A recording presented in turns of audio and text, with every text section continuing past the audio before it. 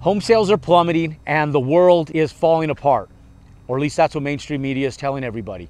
So I want to give you guys some new current data of what's happening in the real estate market according to the National Association of Realtors and all the data they've been collecting between August and September of 2022, back in comparison to September and August of 2021.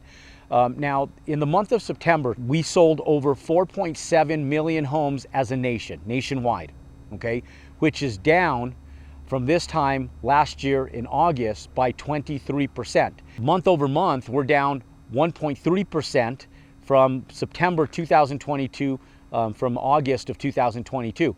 Now, why are these numbers so important and how do they compare to what the market is in need of is the real question. I want to share with you guys a little bit more about what the country's in need of, where we are in the market right now, and how many homes are available to fulfill what we are in need of right now. What we've been told historically by the National Association of Realtors is that in order to have a balanced market where it's not a buyer's market or a seller's market, we need over 5 million homes actively on the multiple listings for sale across the country. That's nationwide. Currently, we still, in spite of the low numbers that we see and the drop in real estate sales, we still only have 1.25 million homes on the market currently. So why are these people not putting their homes on the market? Is there still an inventory crisis? Are we still in need of these homes? Or have people retracted and said, you know what, I know the market, the sky is falling and the market is coming down. Maybe I should pull my house off the market and just wait for greener pastures. And I'm telling you that we haven't seen these numbers nonetheless. We haven't seen these numbers during pre-pandemic, during the pandemic, and now post-pandemic. And in spite of the recession, we are still seeing extremely low amounts of listings out there.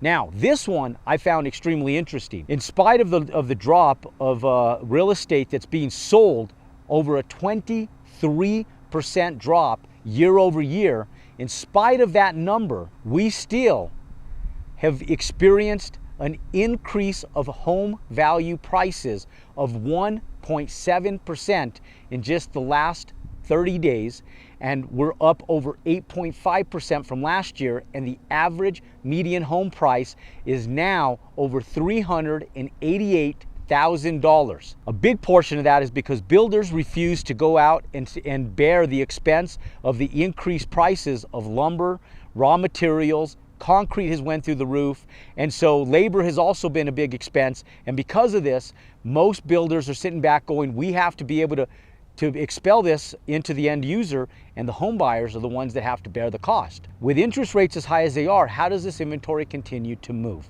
And that's the big question. Housing changes slightly when there's a recessionary market, high interest rates, and so forth. And one of the biggest things is there's tools that you can utilize to manipulate how real estate is purchased. That's a whole other video in itself that I'll go ahead and recommend to you guys at the end of this video. But real quick, I want you guys as investors, as end users, to have a better understanding of where the market is right now in comparison to where we were in 2019. And not only that, where we're going into the election years for the presidential election. And so this is extremely important. This is the time for the Democrats to make the market as bad as they can make it, to be able to stabilize inflation right now. This is the time they need to stabilize inflation. And any politician, Republican, Democrat, they never want to have an election year where the market is totally tanked, interest rates are high, and consumers are scared.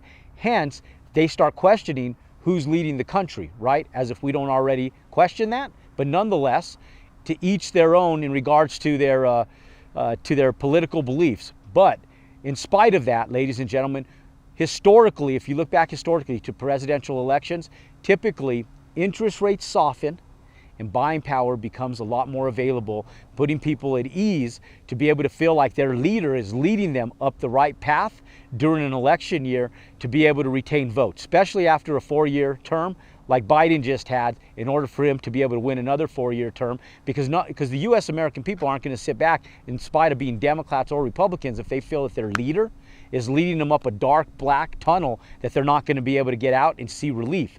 So if if inflation gets fixed now, interest rates go high now, and then election year comes and interest rates start to soften and everything that's happening as far as inflation, then Biden's the hero, right? And he's just fixed the world.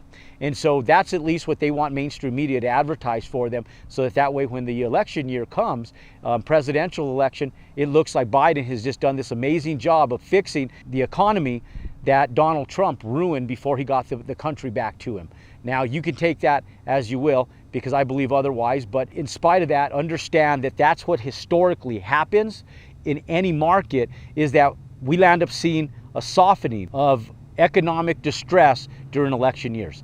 So if you guys are wondering where the market's going, just understand that we are annihilating other countries right now with high interest rates. There's 27 countries, ladies and gentlemen, that import and export oil. And as long as our interest rates are high, the cost to be able to utilize US American currency is extremely expensive to exchange goods and services.